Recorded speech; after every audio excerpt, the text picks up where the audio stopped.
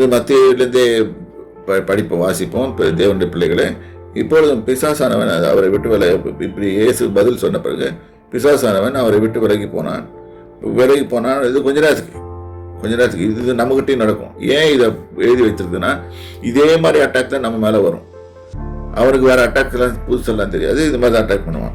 So பண்ணும்போது என்னாச்சுன்னா, கொஞ்ச நாளுக்கு விலைக்கு போயிடும்போது ஒன்று தேவதூதர் பணிவிடை செய்தார்கள். கர்த்தர் எல்லாமே சிஸ்டமேட்டிக்காக தான் செய்து வைத்திருக்கிறாரு. ஆவியானவர் அலோவ் பண்ணுறாரு அவருக்கு சேவை செய்யறதுக்கு. தேவதூதர்களை கொண்டு வைக்கிறாரு. அப்புறம் போய் இயேசு போய் அங்கே போய் கப்பர்நகூமிலே வாசம் பண்ணினார். அப்போ கப்பர்நகூமிலே பிரசங்கம் பண்ணார்கள்.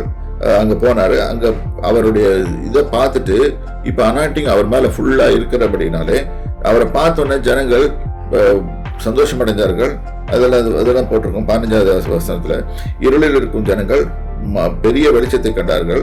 மரண இருளின் திசையில் இருக்கிறவர்கள், மரணத்திற்கு ஏதுவாக இருக்கிறவர்கள், இல்லாட்டி நரகத்துக்கு போறதுக்கு ஏதுவாக இருக்கிறவர்கள் எல்லாத்தையும் வெளிச்சம் வந்தது. இப்ப ஒரு பாதையில் இருட்டா இருக்கும்போது ஒரு மனுஷனால நடக்க முடியாது.